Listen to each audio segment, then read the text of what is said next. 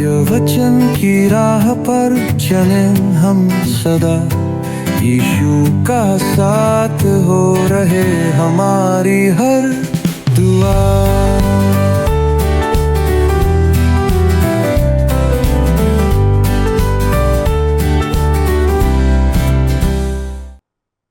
प्रिय दर्शकों, मैं आप सभी का इस क्रमबद्ध बाइबल अध्ययन कार्यक्रम सत्य वचन में एक बार फिर से हार्दिक स्वागत करती हूं। मैं आशा करती हूं कि आपने पिछले अध्ययन में नीति वचन की पुस्तक के परिचय में परमेश्वर का भय ही इस पुस्तक का केंद्र है के बारे में सीखा था। हम संसार की सर्वोच्च नैतिक शिक्षा को नीति वचन की पुस्तक से सीख रहे हैं। मित्रों, धर्म क्या है? मनुष्य अपने सिद्धांत बनाकर उसे सही ठहराना चाहता है, पर क्या वे नियम परमेश्वर की दृष्टि में उचित है और महत्वपूर्ण है? इस कारण एक धर्मी मनुष्य वो है जो परमेश्वर द्वारा उचित ठहराई गई बातों को जानता है, उन्हें उचित मानता है और उन उचित सिद्धांतों पर चलता भी है। तो आइए हम परमेश्वर के दास के द्वारा परमेश्वर की उन उचित और सही बातों को गहराई से समझें और सीखें। प्रिय मित्रों, आप सभी को प्रभु यीशु मसीह के पवित्र और सामर्थी नाम में प्रेम भरा नमस्कार। एक बार फिर से सत्य वचन बाइबल अध्ययन में आपका स्वागत है।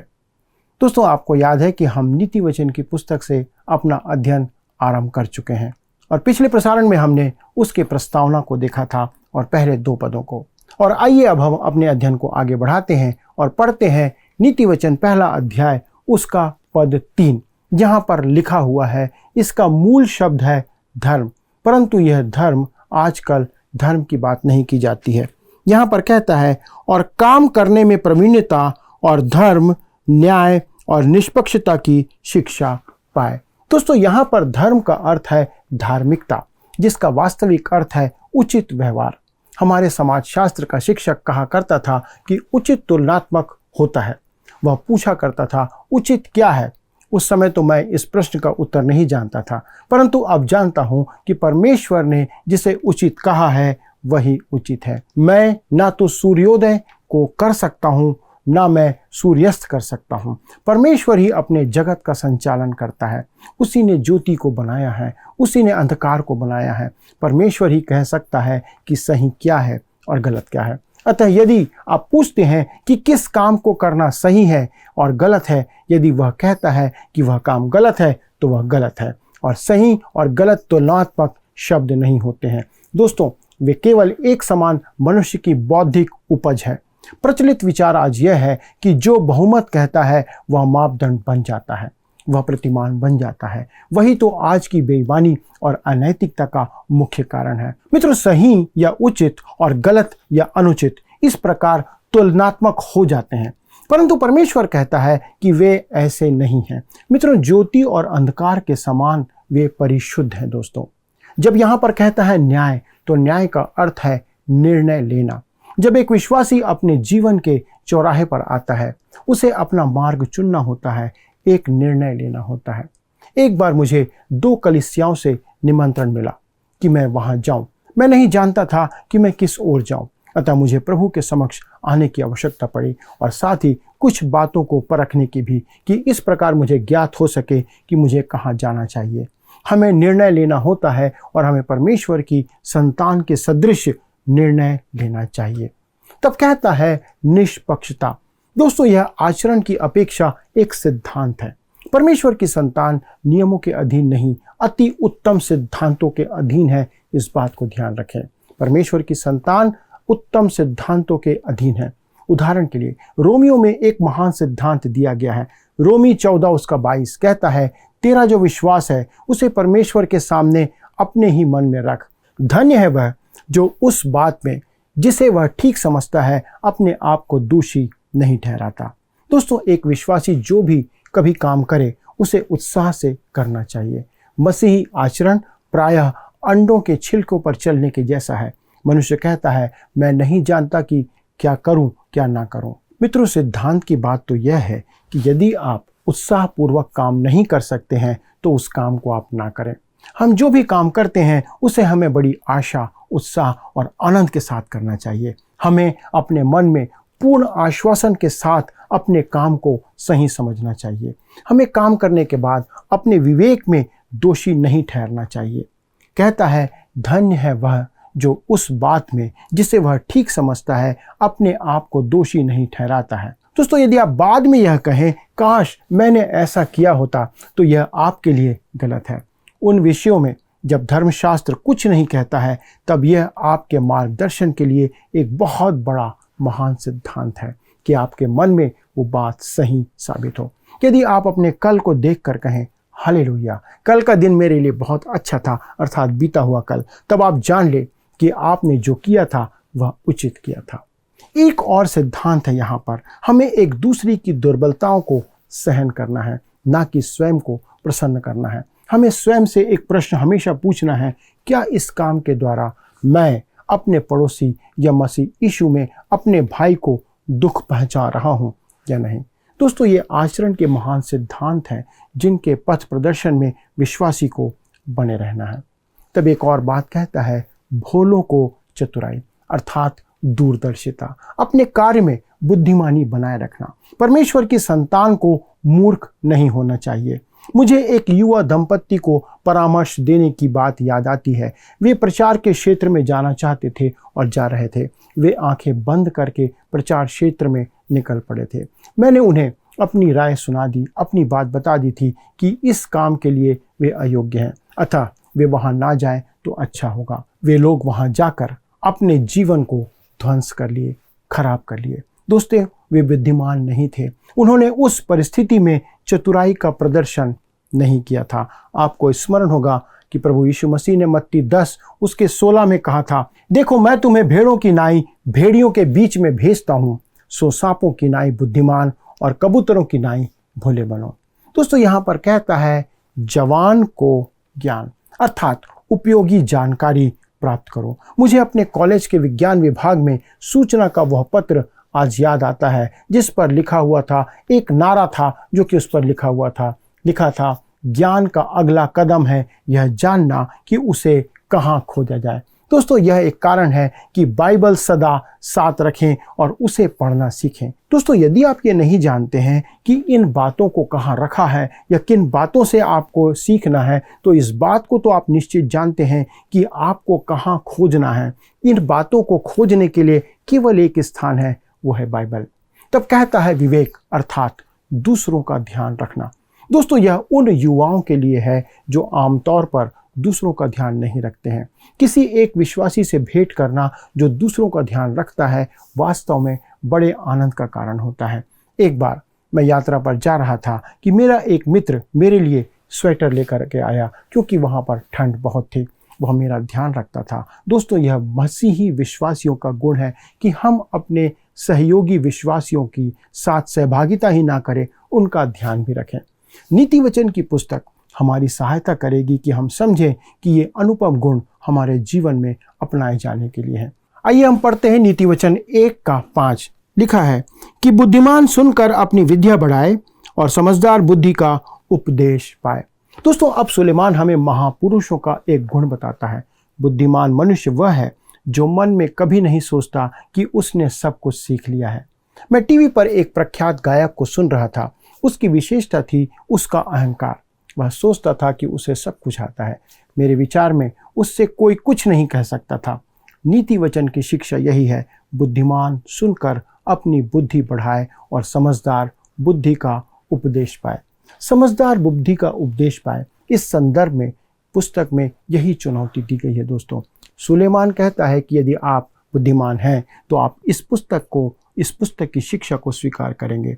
परमेश्वर के आत्मा के पास नीति वचनों में अनेक चयनित शिक्षाएं हैं। ये महान सत्य छोटे छोटे वाक्यों में व्यक्त किया गया है। आइए अब हम अगले पद को पढ़ते हैं, उसका 6वां पद, जिससे वे नीति वचन और दृष्टांत को और बुद्धिमानों के वचन और उसके रहस्य को समझे। दोस्तों, यही विचार नीति वचन 25:2 में व्यक्त किया गया है। परमेश्वर की महिमा गुप्त रखने में है, परंतु राजाओं की महिमा गुप्त बात के पता लगाने से होती है।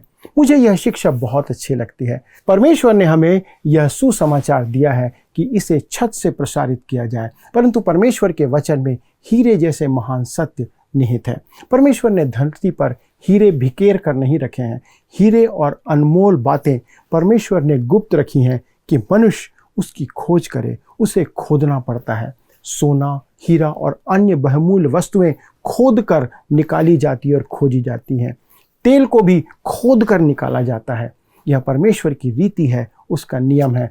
किसी भी बात को गुप्त रखना परमेश्वर की महिमा में है।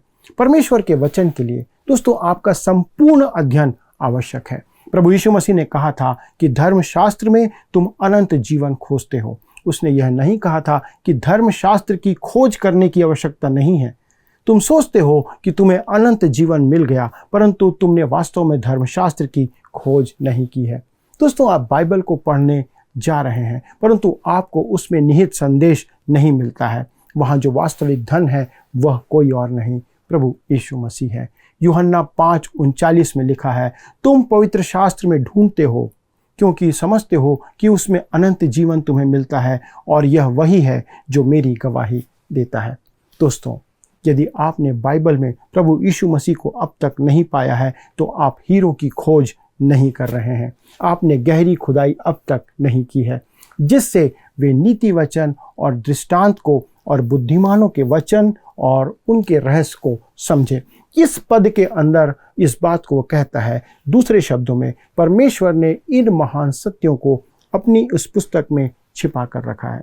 दोस्तों, आज की त्रासदी यह है कि ना तो प्रचार मंच पर, पुलपिट पर और ना ही बेंचों में परमेश्वर के वचन का ज्ञान प्राप्त है, अर्थात कलीसिया के अंदर लोगों में परमेश्वर के ज्ञान की कमी है। परमेश्वर के वचन की गंभीरता को और उसके प्रति एकाग्रचित्त होने को हमें समझना आवश्यक है। आज हम लोगों का सोचना है कि एक बार बाइबल से कुछ पढ़ लिया तो आपकी समझ में सब कुछ आ गया। दोस्तों, मुझे तो पूरा विश्वास है कि आप अध्ययन के बिना परमेश्वर के वचन से मोती कभी नहीं निकाल सकते। अमेरिका के फ्लोरिडा नगर में थॉमस एल्वा एडिसन के घर और उसके प्रयोगशाला में एक बार जाने का बड़ा आनंद एक व्यक्ति को प्राप्त हुआ। वहाँ पर एक संग्रहालय है और वहाँ पर आश्चर्य का विषय यह है कि कृत्रिम रबर की खोज जो उसने की थी। एडिसन लगभग एक उपलब्ध वस्तु पर प्रयोग करते हुए कृत्रिम रबर या आर्टिफिशियल रबर की खोज में था। और आप जानते हैं दोस्तों कि उसने उस पीले फूल में से कृत्रिम रबर को, आर्टिफिशियल रबर को बनाया। दोस्तों, यदि मैं होता तो शायद फूल में रबर खोजना मेरा अंतिम प्रयास होता। मैं विचार भी नहीं कर पाता कि किसी फूल से आर्टिफिशियल रबर बनाया जा सकता है। मैं सोच रहा था कि उन्होंने कृत्रिम रबर की खोज में कितना समय लगाया होगा, जबकि परमेश्वर का वचन, जिनमें वास्तविक खोज और अध्ययन की अनेक मूल्यवान बातें हैं, उस पर कितना कम समय आज हम लोग देते हैं। हमारे लिए नीति वचन की पुस्तक की चुनौती है, गहराई में जाओ, गहराई में खोदो, गहराई में जाल डालो। उसमें गंभीर अध्ययन की चुनौती हमें दी गई है। पौलुस 2 तीमुथियुस 2 अध्याय के 15 पद में कहता है, अपने आप को परमेश्वर का विश्वास योग्य और ऐसा काम करने वाला ठहराने का यत्न करो जो लज्जित होने ना पाए और जो सत्य के वचन को ठीक रीति से काम में लाता हो। दोस्तों, इस अध्याय का, इस पूरे नीति वचन का एक मुख्य पद है जो है नीति वचन 1 का 7। आइए हम उसे पढ़ते हैं। यहोवा का भय मानना बुद्धि का मूल है, बुद्धि और शिक्षा को मूढ़ ही लोग तुच्छ जानते हैं। दोस्तों, यह बड़ी रोचक तुलना है। यहोवा का भय मानना बुद्धि का मूल है और शिक्षा को मूढ़ ही लोग तुच्छ जानते हैं, वे कभी नहीं सीखते। मैं आपको एक व्यंग्यात्मक प्रसंग या उदाहरण देता हूँ।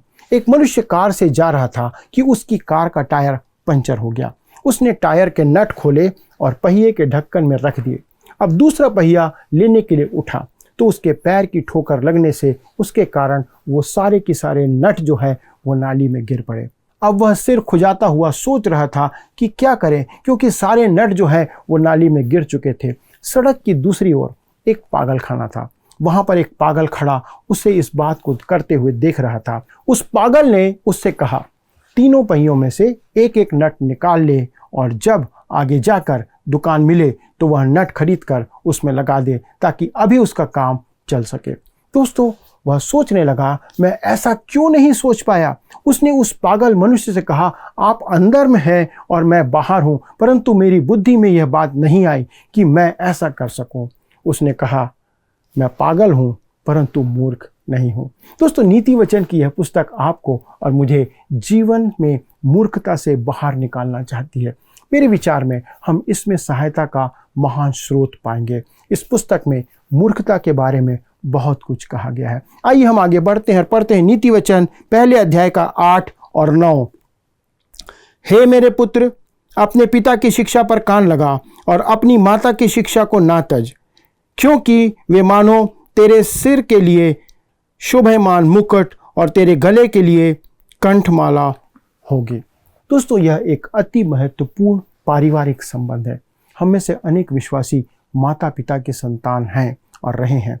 आपने जो अपने माता पिता से सीखा है उसे संभवतः कभी आप भुला नहीं पाएंगे और ना ही उसे कभी भटकेंगे। दोस्तों, दूसरी ओर परमेश्वर उन माता पिता पर दया करे जो अपने बच्चों को परमेश्वर की बातों की शिक्षा नहीं देते हैं। अब आइए आगे बढ़ते हैं और हम देखते हैं कि वो युवक जो है वो घर के बाहर की परीक्षा में जाता है। आइए पढ़ते हैं नीति वचन 1 उसका 10। हे मेरे पुत्र, यदि पापी लोग तुझे फुसलाएं तो उनकी बात ना मानना। दोस्तों, अब घर से बाहर की बात आती है। जब वो बच्चा बाहर जाता है तब उसे सबसे पहले किससे भेंट करता है? एक पापी से उसकी भेंट होती है। ये सामान्य बात है कि जब बच्चा बाहर जाएगा तो पापियों से मिलेगा, क्योंकि संपूर्ण मानव जाति आज पाप में गिरी हुई है। वह प्रभु यीशु मसीह के निकट आज नहीं आई है। हम सब पापी हैं, परंतु एक बालक उद्धार से वंचित मनुष्य के जब संपर्क में आता है तब उसे क्या करना है, अब उसे क्या करना चाहिए, इस बात को यहाँ पर बताया गया है। कहता है उनकी बात ना मानना।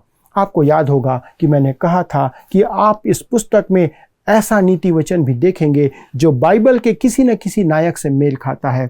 दोस्तों, यह भी संभव है कि आप अपने मित्रों से मेल खाता हुआ कोई नीति वचन देखेंगे, परंतु आप उन्हें मत बताएं। यह एक नीति वचन है जो बाइबल के किसी नायक से मेल खाता है।